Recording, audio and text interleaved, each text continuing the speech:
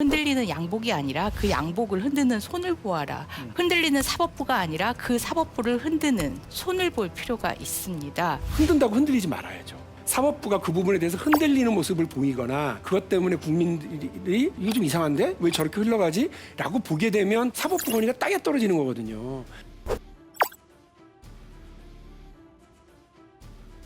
제 프레임에는 사실 짜증과 불만이 확 느껴지시죠. 네. 예. 사법부에서 벌어지는 모든 일들이 사법부의 신뢰를 하기는커녕 오히려 불신하고 실망하는 일만 계속 쌓여나가고 있습니다. 사법거래가 웬 말입니까? 재판거래가 웬 말이고 재판에 개입하는 일이 웬 말입니까? 김명수 대법원장에게 우리 국민들이 기대했던 바는 그러한 사법부의 잘못된 모습, 국민들이 실망시켰던 모습, 그야말로 재판을 거래하고 있었던 그런 모습을 좀 일신하고 개혁하라는 거였습니다.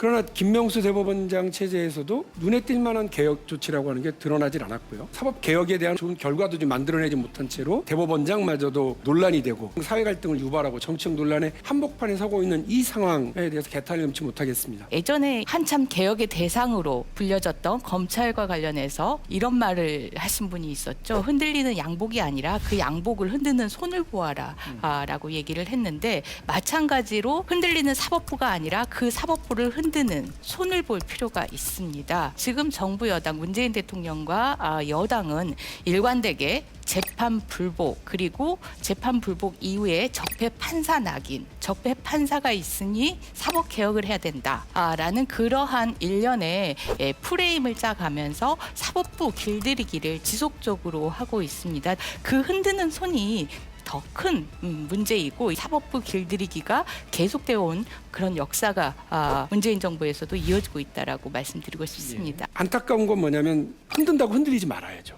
세계 모든 사법제도가 있는 데에서 정치인들이 이러쿵저러쿵 얘기들을 다 합니다. 그러나 그 부분과 관련해서 최종적으로 정치인들이 할 수 있는 일이 없어요. 제도적으로 바꿔나가는 일들은 여야가 같이 하는 거 아니겠습니까? 다만 사법부가 그 부분에 대해서 흔들리는 모습을 보이거나 그것 때문에 국민들이 이거 좀 이상한데? 왜 저렇게 흘러가지? 라고 보게 되면 사법부 권위가 땅에 떨어지는 거거든요. 그러니까 저는 그런 면에서 사법부의 수장이 그리고 대법원이 뚜벅뚜벅 자기 길을 가는 모습을 보여주고 이른바 사법농단 사태를 저질렀던 주역들에 대해서 엄단을 하는 자기 과정이 있었어야 돼. 그게 없으니까 지금 이 논란을 가져왔다고 저는 봐요. 흔든다고 흔들리지 않을 사법부는 저희 모두가 기대합니다. 하지만 흔드는 권력자들이 아주 강한 수단을 가지고 있습니다. 바로 인사권이죠. 문재인 정부 역시 마찬가지로 여전히 대법원장을 통한 법관의 인사와 관련해서 코드 인사라는 그런 끊임없는 논란을 야기를 하면서 인사권을 가지고 흔들릴 수밖에 없는 사법부를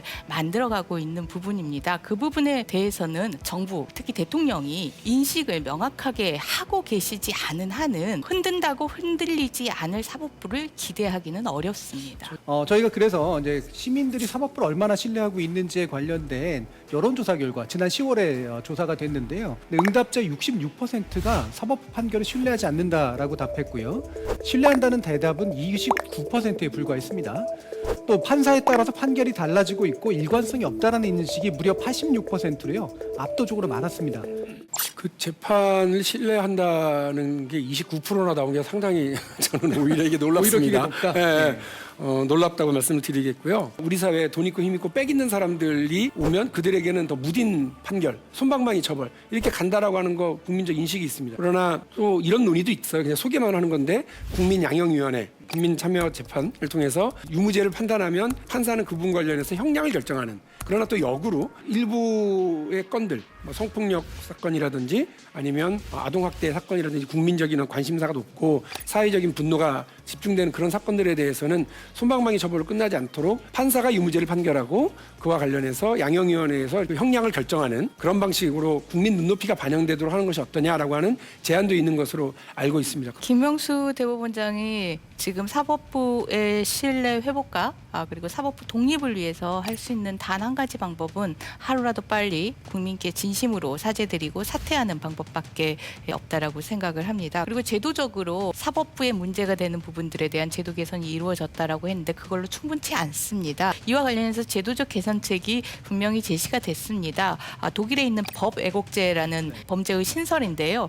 검사와 판사 등 이 법률을 적용하는 직역에 있는 사람들이 법을 왜곡하는 방식으로 직권을 남용을 했을 때 직권남용죄로 의유를 하게 되면 어렵지만 법 왜곡죄로 의유를 하게 되면 보다 정확하게 명확하게 판단을 할 수 있기 때문에 법 왜곡죄를 신설을 하자라는 부분들이 제도적으로 요구가 되고 있고, 이런 부분들을 사실은 절대 다수의 더불어민주당에서 72시간에 탄핵 소추해놓고 사법개혁했다 이렇게 자평할 것이 아니라 이런 제도적인 부분에 절대 다수의 힘을 이용을 하시는 것이 어떨까 제안을 드립니다. 저는 자신들이 더 잘할 거라고 봐요.